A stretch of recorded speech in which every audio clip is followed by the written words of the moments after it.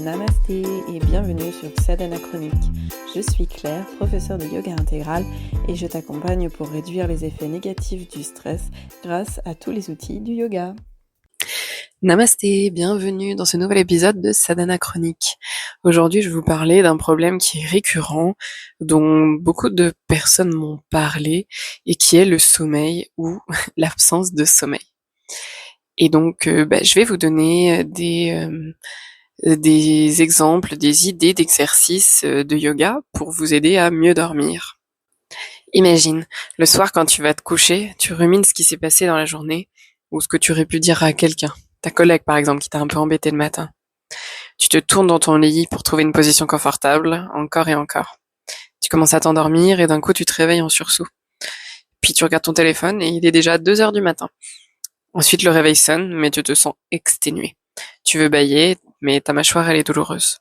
Tu vas boire 1, 2, voire 3 cafés, mais rien n'y fait. Tu veux retourner dormir toute la journée et tu es fatigué. Et le soir, quand tu retournes te coucher, rebelote. Ça, c'est une situation que beaucoup de personnes vivent au quotidien et c'est souvent lié au stress. Alors, il y a plein de raisons qui peuvent faire qu'on n'a pas un bon sommeil. Il y a certaines personnes qui ont un sommeil très très léger et je parlerai d'astrologie à la fin de l'épisode. Donc si ça t'intéresse, reste jusqu'à la fin. Il y a des personnes qui ont un sommeil très lourd et ça dépend aussi de l'environnement dans lequel on a appris à dormir. C'est-à-dire qu'il y a des bébés qui dorment partout, ils sont habitués au bruit, etc. Du coup, quand ils seront plus âgés, ils auront globalement un bon sommeil. Il y a des personnes, quand ils étaient petits, ils ont été seulement dans des lieux très silencieux, donc ils sont pas habitués à dormir quand il y a un peu de bruit, donc ils vont avoir un sommeil peut-être plus difficile à maintenir qu'une fois à l'âge adulte. Mais si tu es en période de stress, eh bien sache que le yoga est plein, quand je dis yoga, en fait c'est yoga intégral, c'est plein de facettes et d'outils du yoga qui vont pouvoir t'aider à récupérer un meilleur sommeil, donc à mieux t'endormir, à t'endormir plus rapidement et aussi avoir des nuits plus reposantes. Donc quand tu vas te réveiller le matin, tu vas être moins fatigué. Donc on va parler de tout ça. C'est parti. Alors je vais commencer par les postures de yoga parce que c'est ce dont on parle en premier, on va dire. Si tu veux faire des postures de yoga, alors il faut savoir que si tu as dîné, c'est mieux d'attendre 2 heures avant de faire des postures, le temps d'avoir digéré, etc. Parce que sinon tu risques d'avoir des reflux. Des reflux, c'est pas très très agréable. Donc si tu as du temps, tu peux faire quelques postures. C'est mieux de pratiquer une vingtaine de minutes, mais si tu as que 5-10 minutes, c'est très bien aussi, c'est mieux que rien. Toutes les postures qui vont être penchées en avant vont t'aider à te détendre. Les torsions aussi, elles aident à délier la colonne vertébrale et donc à déloger en fait des tensions. C'est hyper bien. Et en fait, tout ce qui est plutôt yin, ça va t'aider à te détendre, à être plus dans le silence, dans l'introspection, etc.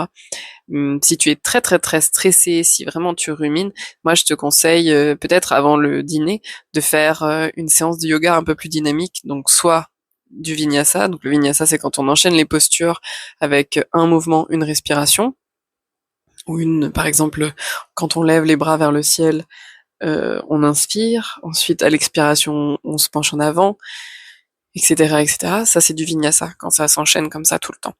Ou alors tu peux faire du hatha yoga, donc là, soit tu choisis des postures et tu vas les tenir 10, 15, 20 respirations, pas secondes, respirations. Et ça aide aussi, ça vient aussi, en fait, ça vient travailler le renforcement des muscles profonds. Donc ça vient aussi déloger le stress, déloger le cortisol et te fatiguer finalement. Donc tu peux faire ça soit avant le dîner, avec un dîner léger bien sûr, soit 2 heures après le dîner, ce qui est mieux, comme ça tu seras plus à l'aise pour pratiquer. Et je vais tout de suite passer à la respiration, parce qu'en fait les postures, bon tu t'en doutes, quand on fait des postures on est un peu fatigué à la fin, on se sent détendu. Il faut pas oublier de faire Shavasana, donc la posture du cadavre à la fin, pour donner 5 à 10 minutes au corps le temps de récupérer, en fait c'est la transition avec le monde. C'est pour ça qu'on fait Shavasana. Mais je vais te parler de la respiration parce que c'est tout aussi important que les postures. Et je vais te parler de 3 respirations. Donc la première, elle va m'aider à faire le pont avec les postures, c'est Brahmari. Brahmari, ça veut dire le bourdon. Donc on dit que c'est la respiration du bourdon. Qu'est-ce que c'est? C'est quand on inspire et à l'expiration on fait le son donc c'est comme Om sans le O, sans le O, sans le AU. C'est que le me qu'on va tenir longuement. Et donc en fait, en faisant ça plusieurs fois, les yeux fermés et les oreilles fermées surtout, avec les pouces, on vient fermer les oreilles. Ça fait que on va entendre, on va écouter ce son résonner à l'intérieur de la boîte crânienne et ça vibre vraiment très profondément. Et plus on va le faire fort, plus ça va vibrer forcément.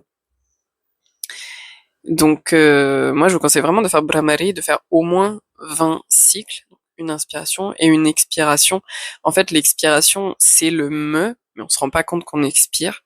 Et quand on arrive à la fin où c'est et qu'on n'a plus de souffle, tout simplement on inspire, on recommence.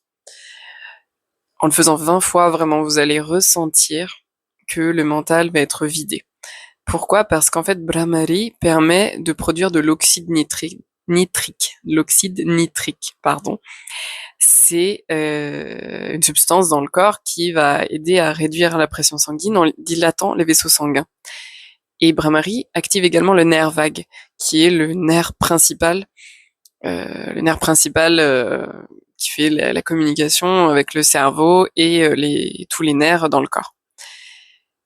Et on le sait aujourd'hui qu'activer le nerf vague, ça aide à être plus détendu. Donc après l'épisode, je vous invite vraiment à faire le test si vous avez jamais essayé même 5 cycles de Brahmari.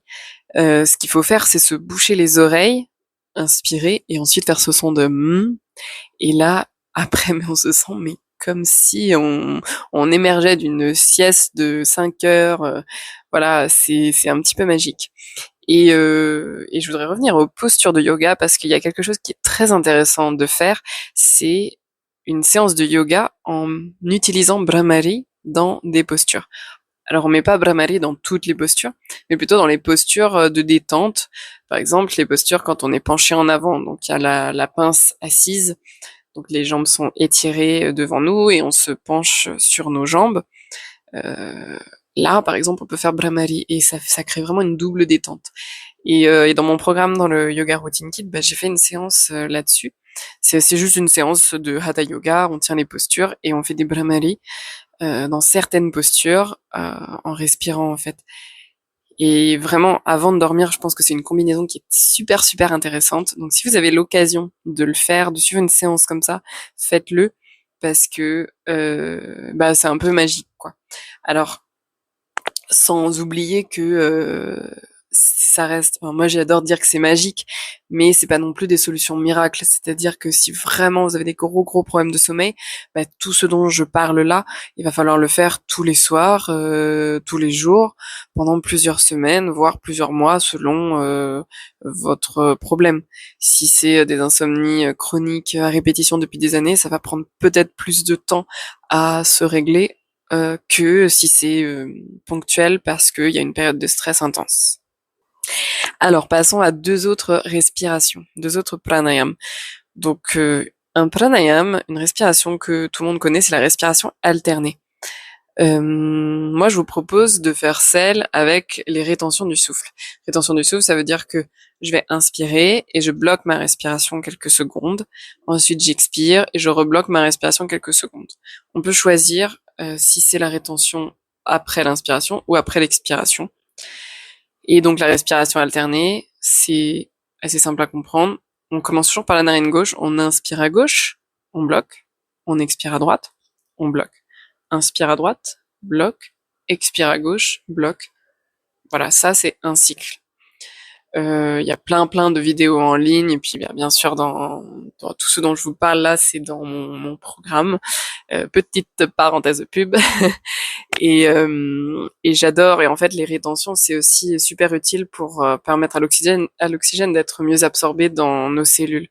Donc voilà, il n'y a pas de danger, sauf si vous avez vraiment des problèmes de pression artérielle, où il faut commencer petit à petit, peut-être une rétention d'1 ou 2 secondes et augmenter petit à petit sur un temps qui est une période de temps assez longue. Mais voilà, il n'y a pas de performance au yoga hein, à nouveau, donc prenez votre temps. Mais la respiration alternée, ça aide à calmer. On dit que ça équilibre les deux hémisphères du cerveau et les trois principaux nadis qui sont des canaux énergétiques dans notre corps, parce que on vient travailler les deux narines. Donc voilà, c'est vraiment un pranayama qui est très intéressant, c'est Nadi Shodhana. Et le troisième, c'est Chandra Bedi.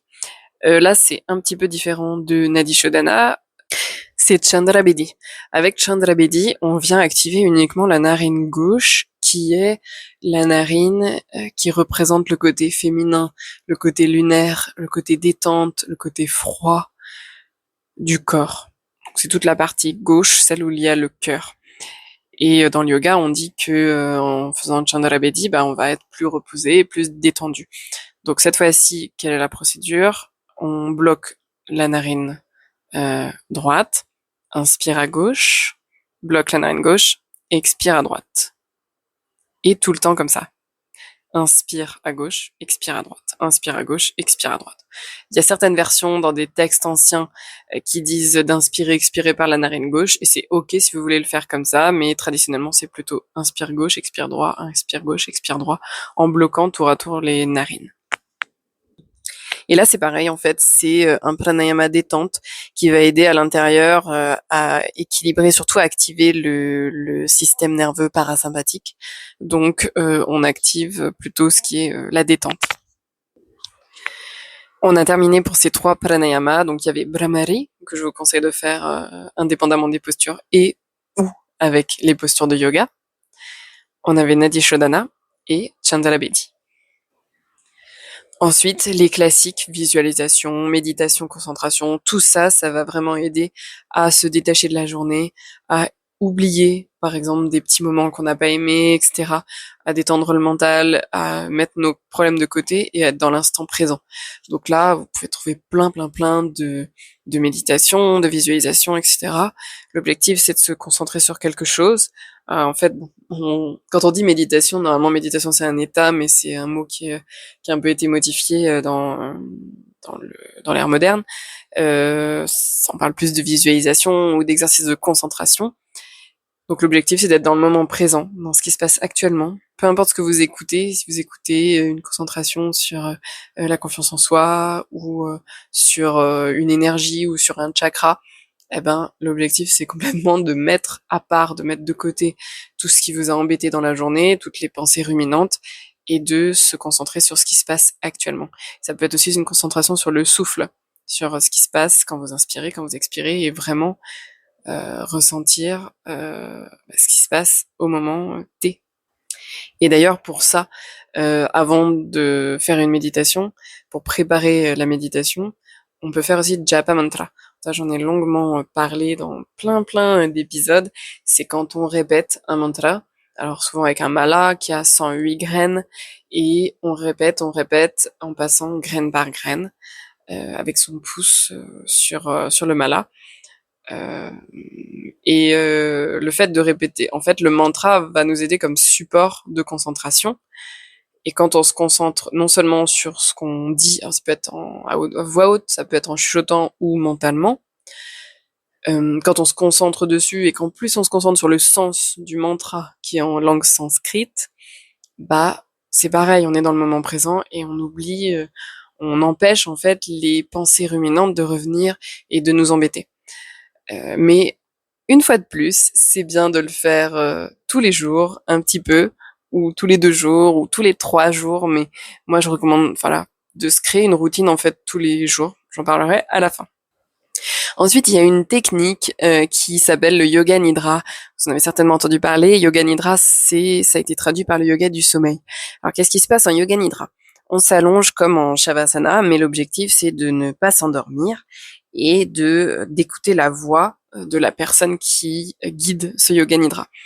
Et en fait, c'est un état de semi-endormissement, comme si le corps était endormi, mais que la conscience était toujours là en train d'écouter ce qui se passait.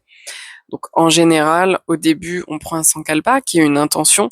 Par exemple, ça peut être je vais je vais me concentrer jusqu'à la fin ou je ne vais pas m'endormir dans ce yoga nidra.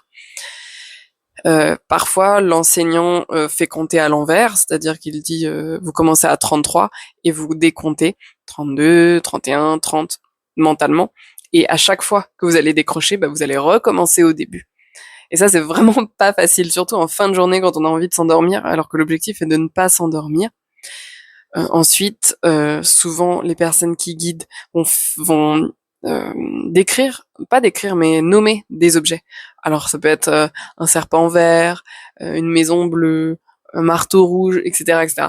Et ce qui est très drôle, c'est quand à la fin, après le yoga nidra, l'enseignant va dire, va demander, qu'est-ce que j'ai nommé, et qu'il y a des gens qui vont nommer plein de choses différentes, et il y a certaines personnes qui vont se dire, non, j'ai pas entendu ça.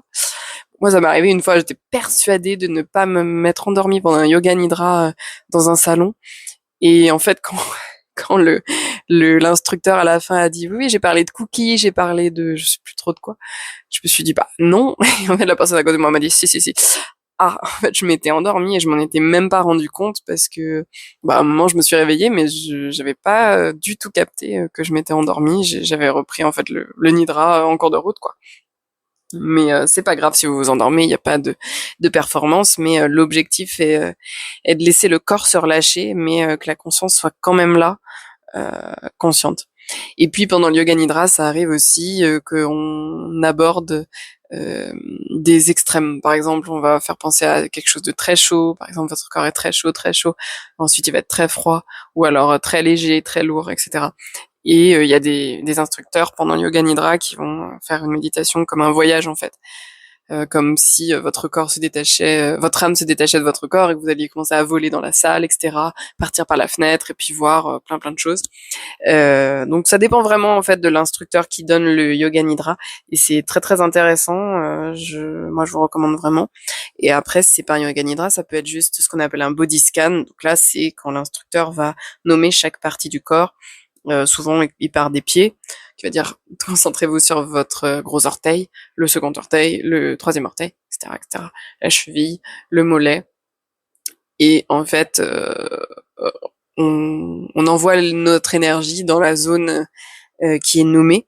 Et on est complètement dans le moment présent parce que clairement, on doit suivre la voie et suivre le parcours dans le corps. Alors, il y a un autre exercice qui est très intéressant, c'est les bains sonores.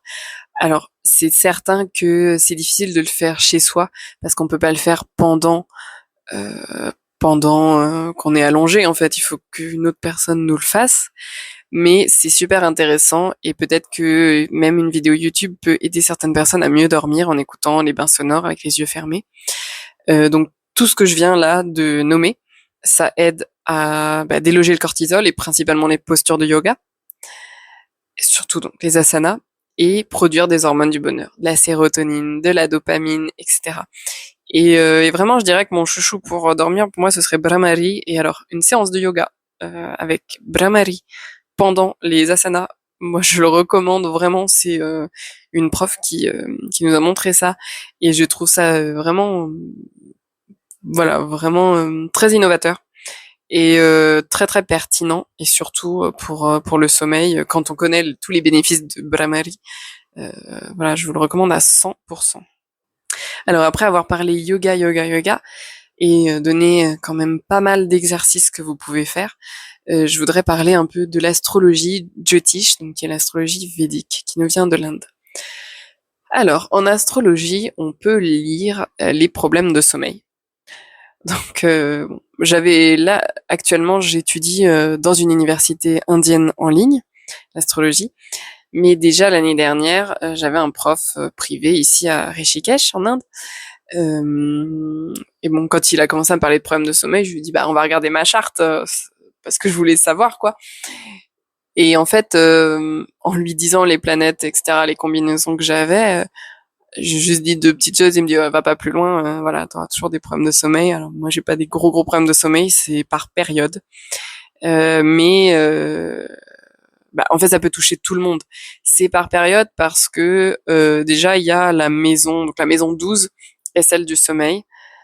S'il y a des planètes mal placé dedans, bah ça peut influencer. Ensuite, il y a la lune qui représente nos émotions et notre mental. Si notre lune est faible, on va dire, ça peut aussi influencer le sommeil. Et ensuite, il y a ce qu'on appelle les dashas. Les dashas sont des périodes. Donc là, c'est des périodes planétaires qui changent et qui sont propres à chacun, même si la séquence est toujours, c'est un séquençage, c'est dans l'ordre, toujours dans le même ordre, mais c'est différent à chaque moment de la vie, à chacun. C'est-à-dire que moi, quand je suis née, c'était la grande période du soleil, avec une sous-période, une autre sous-période et deux autres. Bon, c'est très très fin comme découpage.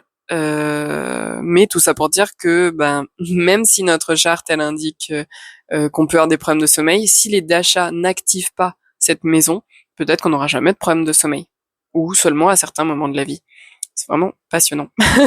Chaque fois que je parle d'astrologie, j'ai très hâte d'en partager plus avec vous parce que j'adore ça et c'est pour ça que j'essaie de l'intégrer un petit peu dans les podcasts aussi. Et j'espère que ça vous plaît. Donc, on a cette maison 12. Donc, si par exemple vous avez trop de planètes, donc à partir de 2 planètes dans la maison 12, on dit qu'il y aura des problèmes de sommeil. Si c'est plusieurs planètes maléfiques, c'est pareil, c'est pas très très bien. Si il y a des planètes bénéfiques aussi dans la maison 12, au moins une, ben il peut y avoir un problème de sommeil, surtout à partir de 2, mais en fait les planètes bénéfiques dans la maison 12, bah, elles se retrouvent un peu en difficulté parce que c'est une des maisons qui donne des difficultés. Si votre lune, elle est faible dans votre astrologie, donc faible, ça veut dire par exemple qu'elle est dans une maison et qu'il n'y a pas de planète dans la maison précédente et dans la maison suivante, on dit que la lune, elle est faible. Si la lune, elle est avec Saturne ou avec Rahu ou avec Ketu aussi, c'est pas foufou. Euh, c'est surtout avec Rahu, qui est une shadow planète, donc on dit que c'est une planète ombre, parce qu'en fait c'est un calcul mathématique, c'est pas une planète à part entière. Et je pense aussi que si Mercure n'est pas très très bien, parce que Mercure représente en partie aussi le mental, les pensées, etc. Et le langage. Voilà, c'est pas terrible. Bon, moi j'ai Ketu, donc c'est une des shadow planètes en maison 12, donc c'est très bien pour la libération spirituelle apparemment. Mais voilà, c'est lié à Mercure et mon Mercure n'est pas très bien. Donc, juste avec ça, mon prof m'a dit, ouais, non, va pas chercher plus loin, toi, problème de sommeil, c'est fréquent. Et en ce moment même, pourquoi en fait je vais vous parler du sommeil en ce moment? Parce que j'ai des problèmes de sommeil en ce moment. Et j'ai donc un dasha, un sous-sous dasha qui est Mercure en ce moment qui est actif. Et alors, je le savais avant que ça allait venir et je me suis posé la question, est-ce que mon sommeil va être bon? Réponse, non. Mon sommeil n'est pas du tout bon en ce moment. Parce que j'ai Mercure qui m'embête, quoi. Il veut me dire quelque chose et ben il faut que je trouve comment équilibrer mon Mercure pour mieux dormir en ce moment pendant quelques mois. Voilà. Après, ça dépend vraiment de chacun, hein. Comme je vous disais au tout début, par exemple, bah, en Inde, il y a beaucoup de bruit. Et moi, je vois des bébés qui dorment dans le train, dans les bus, à l'extérieur, etc. Et même s'il y a la musique à fond, même pendant la fête de Diwali ici, où il y a des pétards toute la nuit, voire il y a des pétards qui s'appellent des bombes ici et qui sont interdites chez nous parce qu'elles peuvent rendre sourds. Ça pète ici en journée, en soirée pendant Diwali. Et ben il y a des bébés qui dorment, voilà. Donc il y a aussi une partie culturelle, je dirais, mais voilà, le stress quand même influence le sommeil. Et bah, le sommeil, c'est quelque chose de très très important pour réguler notre humeur. Donc si vous avez des problèmes de sommeil même ponctuels, moi je vous conseille vraiment d'utiliser des techniques du yoga parce que ça va aider. Ça va aider. Et bien sûr, j'avais déjà eu une élève qui me dit, moi j'ai des problèmes de sommeil, je viens toutes les semaines à ton cours, ça passe pas. Mais parce que le yoga, ben, c'est mieux tous les jours. Et je le sais que c'est difficile de placer dans son emploi du temps du yoga tous les jours. Mais quand on veut vraiment, vraiment déstresser, si on veut vraiment du résultat et vraiment changer notre vie, avoir une meilleure hygiène de vie, le yoga, tous les jours, de plein de petites façons différentes, comme je vous ai dit, va aider. Par exemple, Brahmari, je sais pas, vous avez votre collègue de travail qui s'éloigne pendant 10 minutes du bureau, peut-être que vous êtes un peu stressé, peut-être que vous pouvez faire 5 Brahmari et qu'il le saura jamais et ou Nadi Shodhana, puisque ça fait pas de bruit, c'est encore mieux. Donc voilà, moi je suis pro yoga, vous le savez, c'est pour ça que vous êtes là à m'écouter, et c'est pour ça que je parle. Donc ouais, même si vous avez des problèmes de sommeil ponctuel, je vous conseille vraiment d'instaurer des rituels, une petite routine. Vous prenez 1, 2, 3 exercices. Je vais vous partager mon expérience personnelle parce que moi j'avais du mal à dormir quand j'avais eu un nouveau job, je crois que c'était 2018, à cause d'une collègue. Donc je m'étais dit bon, il est temps que je me mette à la entre guillemets méditation, donc à des visualisations. Et à l'époque j'avais acheté un livre de Christophe André, il y avait un CD avec des méditations. Donc ce que je faisais, c'est que je me préparais ma tisane, j'écoutais, c'était 10-15 minutes, et je sirotais ma tisane en écoutant les yeux fermés ce que Christophe André avait à dire. Et j'avais vu la différence pour mieux dormir, etc. Vraiment, j'avais vu la différence même sur mon humeur en général. J'étais un peu moins, comment dire, un peu moins une éponge à ce que cette collègue pouvait me dire. Enfin, je prenais moins mal, et voilà. Ça avait vraiment changé pas mal de choses en 2 semaines de temps. Peut-être après une semaine, ça a commencé à venir, et puis après, bah, c'était encore mieux, et j'ai fait ça pendant 1 ou 2 mois. Et après, bah, ça allait beaucoup, beaucoup, beaucoup mieux. Et ça a aidé à d'autres choses aussi, pas seulement le sommeil, et c'est ça qui est top avec le yoga. Autre chose que je voudrais partager, et c'est pas directement lié au yoga, mais ça peut, c'est le silence. C'est-à-dire qu'aujourd'hui, vous le savez, on est super sollicité par la pub, etc. Alors il y a tout ce qui est visuel. Dans la rue, il y a des panneaux partout, la télé, sur les réseaux, etc. Mais il y a aussi les sons. Et quand on y pense, bah, on est toujours entouré de sons. Il y a des personnes qui laissent la télé en fond tout le temps parce que ça les angoisse d'être dans le silence, ou qu'il n'y ait pas bah, ce bruit de fond qui rend qui rend quelque chose de vivant. Mais en réalité, le silence, être dans le silence, ça aide.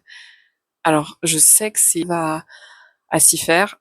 Eh ben, ça aide vraiment d'être en silence, d'apporter en fait du silence mental également. Par exemple, hier, j'avais mis un peu de musique. Pas très très fort, de la musique indienne, pas boum boum bien sûr. Et à un moment, je me suis sentie trop stimulée. J'ai juste enlevé la musique, et là, je me suis sentie mieux. Et donc, ce que je peux vous challenger à faire, c'est à mettre plus de silence dans votre vie. C'est-à-dire manger en silence. Pas de musique, pas de podcast, pas de télé, pas de discussion peut-être, même avec votre partenaire. Même si 20 minutes, 30 minutes. Le soir, moins d'écran, pareil, pas de musique, pas de télé, etc. Je vous conseille vraiment d'aller vers ça si vous voulez bah, vous sentir mieux et être plus à l'aise avec les silences. Parce que oui, les bruits font partie de la vie, bien sûr, mais être dans le silence aide à réguler le système nerveux, je pense. Donc vraiment. Et ici en Inde, il y a des rituels. Alors il y a selon des phases de la lune, il y a des journées où il y a des personnes qui ne parlent pas. Elles prennent comment dire, une intention en fait de ne pas parler pendant une journée. Donc, bon, la plupart du temps, elles ne sortent pas de chez elles et tout, mais ne pas parler, ne pas se parler tout seul, ne pas téléphoner, ne pas écrire à quelqu'un. Essayez vraiment d'être dans le silence total. Et oui, c'est pas facile, mais ben moi, ce que je fais maintenant quand je mange, alors mon mari lui, il mange en écoutant une vidéo, peu importe les news, etc. Moi, je mange en silence. Des fois, je mets une petite vidéo parce que je me dis, tiens, j'ai envie de regarder une vidéo. Sinon, je mange en silence. Et j'apprécie ma nourriture parce que je suis en train de me concentrer sur ce que je mange, donc j'ai l'impression de ressentir encore mieux les goûts, etc. C'est vraiment une pratique dont on parle pas assez. C'est pas directement lié au yoga, mais ici en Inde, c'est quelque chose qui est fait par les personnes très très spirituelles qui vraiment, voilà, ont une sadhana un peu plus rigoureuse et poussée. Donc, ne vous inquiétez pas, ça prend du temps tout ça. Mais le yoga offre vraiment euh, plein d'outils pour construire une routine et pour améliorer des petites choses dans notre vie. Et le sommeil, à nouveau, bah, c'est quelque chose de super important. Je sais pas si vous êtes au courant, mais dans les téléréalités, celles où les personnes sont filmées constamment, en fait, les productions font en sorte que ces personnes ne dorment pas.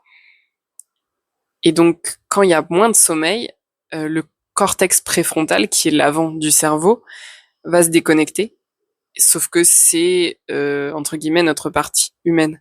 Et si le cortex préfrontal, s'éteint, entre guillemets, il s'éteint, bah, l'autre partie du cerveau, la plus animale, va ressortir. Ça veut dire qu'on est beaucoup plus en colère, beaucoup plus irritable, qu'on est beaucoup plus impulsif, qu'on va prendre des mauvaises décisions, etc.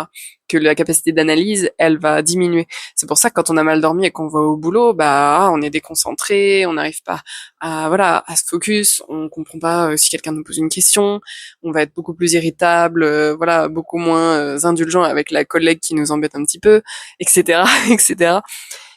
Donc, dormir va nous aider. C'est scientifique, en fait. Le yoga, c'est ça que je trouve fascinant avec le yoga. Je fais une petite aparté, mais dans les textes, rien que Hatha Yoga Pradipika, donc un des textes fondateurs du Hatha Yoga, il n'y a pas les explications scientifiques, mais les sages savaient déjà pourquoi ils faisaient telle pratique. En fait, ils donnaient la pratique et le bénéfice sans donner l'explication scientifique. Et aujourd'hui, les scientifiques, ils ont juste trouvé l'explication scientifique, mais en fait, c'était déjà connu il y a des centaines, voire des milliers d'années. Et c'est ça que je trouve incroyable avec le yoga. Voilà, fin de l'aparté. Donc, tout ça pour dire, prenez soin de vous, prenez soin de votre sommeil et testez différentes choses. Vous testez pendant plusieurs jours Brahmari, vous testez, même si vous prenez une pratique et vous vous dites, ok, pendant une semaine peut-être, je vais tester. Tous les soirs, je vais suivre une méditation. Tous les soirs, je vais faire un yoga nidra. Tous les soirs, je vais faire Chandrabedi, etc., etc. Et vous allez voir la différence, vous allez voir ce qui fonctionne le mieux, ce qui vous plaît le plus, etc. Je sais qu'en général, c'est les postures qui plaisent, et c'est très bien de faire des postures de yoga, mais il y a vraiment pas que ça, et ça qui est très riche dans la pratique. Et je n'arrêterai jamais de le dire, s'il vous plaît, ne faites pas que les postures de yoga, parce que déjà, c'est très très récent, les postures. C'est peut-être la chose qui arrive en dernier. Donc ouais, c'est bien de commencer par ça, mais si vous allez plus loin, vous allez voir, ça devient magique après, au bout d'un moment. Donc voilà, j'espère vraiment que cet épisode va vous aider concrètement pour réduire vos problèmes de sommeil, pour retrouver un sommeil plus réparateur. J'ai pas parlé du yoga au réveil quand on en a besoin, ce sera peut-être dans un autre épisode. Et sans vouloir spoiler, j'espère, c'est dans les petits tuyaux, recevoir très bientôt une amie pour parler du sommeil sous un autre angle sur le podcast. Donc j'ai très très hâte qu'on fasse cet épisode et de vous le présenter parce que ça va être encore plus enrichissant et vous donner encore plus de clés pour le sommeil. Et puis si vous voulez me suivre sur les réseaux, vous pouvez trouver mon Instagram qui est Claire Yoga Intégral. Voilà, je vous propose aussi 3 vidéos gratuites que vous pouvez prendre. Donc il y en a une, c'est un Hatha Yoga de 40 minutes qui est accessible aux débutants. Vraiment, il n'y a pas de posture sur la tête, vous pouvez y aller, vous pouvez venir. Il y a une visualisation sur la confiance en soi et l'autre, c'est la respiration de la joie. Voilà. Et puis, si mon programme vous tente, je pense que à peu près tout ce dont j'ai parlé ici, à part le bain sonore et le vrai yoga nidra, tout se trouve dans mon programme. Voilà, merci beaucoup d'avoir écouté ce podcast et je vous retrouve la semaine prochaine. À très très vite. Namasté.